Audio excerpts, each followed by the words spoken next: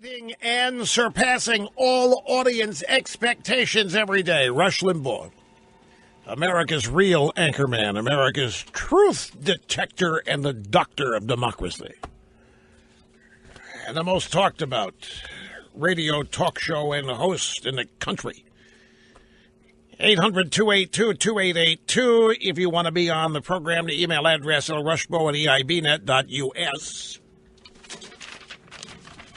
It's something it's in NBC News, but I haven't seen this anywhere other than on their website. Majority in leading European Union nations support Trump-style travel ban.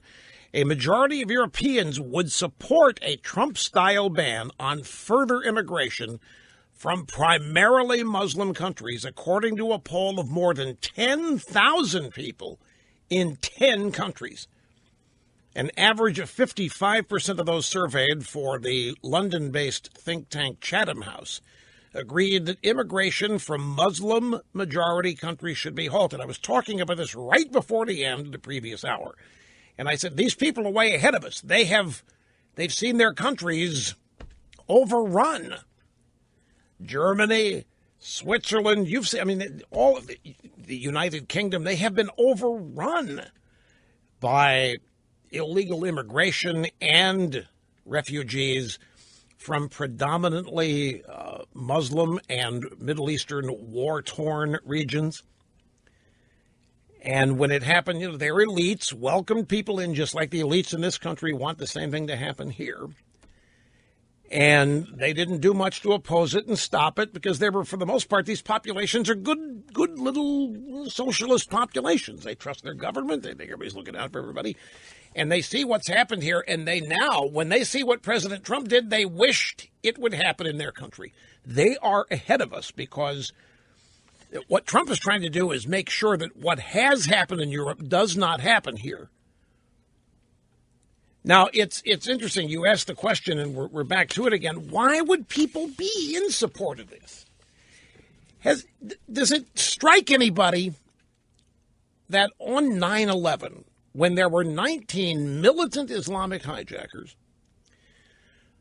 who flew 3 airplanes that crashed and 3,000 Americans were killed, does it strike anybody that from that day forward, the elites and many of the leaders in the United Nations and in this country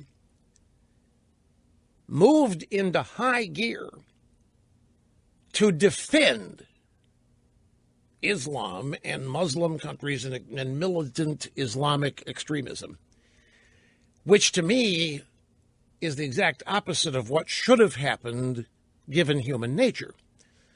And by human nature, I mean common sense. This has always amazed me that since 9/11, rather than, if 19 people kill 3,000 Americans the way they did, that'd be all the information you need to kind of get the idea that what's in the future, unless you were vigilant.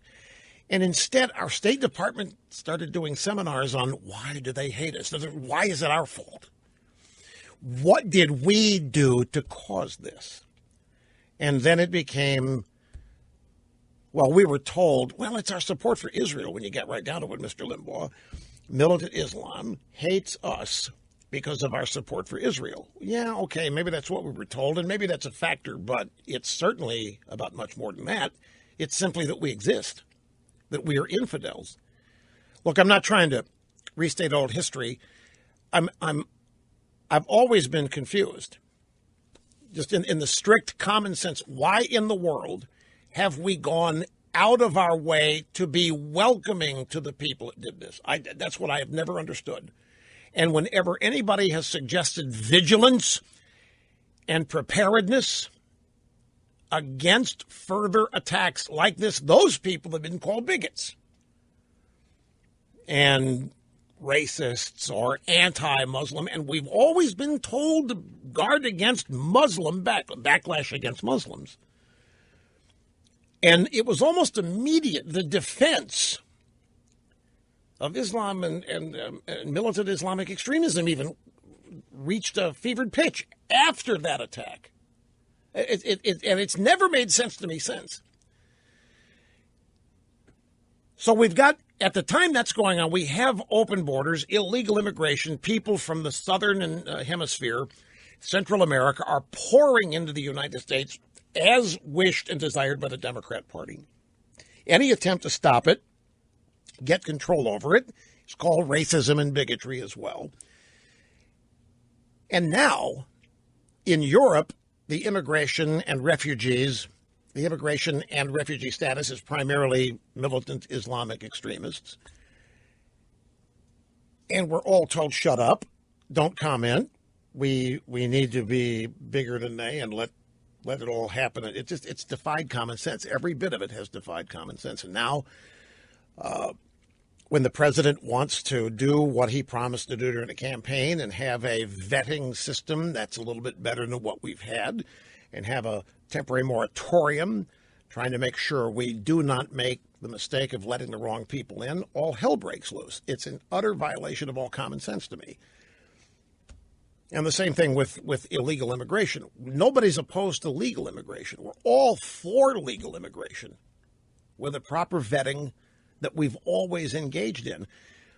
But there are people that want the borders of this country wide open for anybody. Now we're dealing with the idea, well, we got a bunch of lazy middle class and lower middle class, white working class people, and they don't want to work anymore. And we need people to come in and do these jobs. So it's kind of a variation on the old saw that there are jobs Americans won't do anymore.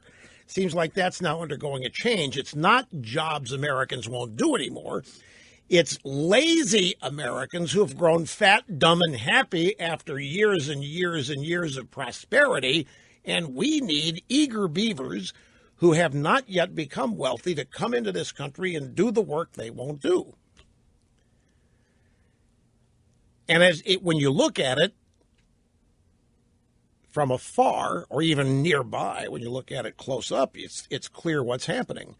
And that is an effort is underway to fully transform this country away from the principles, traditions, and institutions of its founding.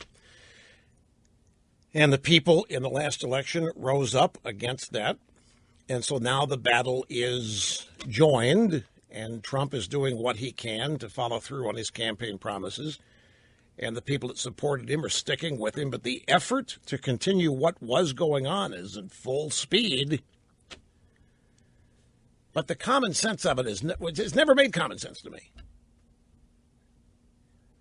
Common sense would be if 19 people kill 3,000 of your fellow citizens, that you would be on guard for the same kind of thing happening. And instead, we've gone the other way.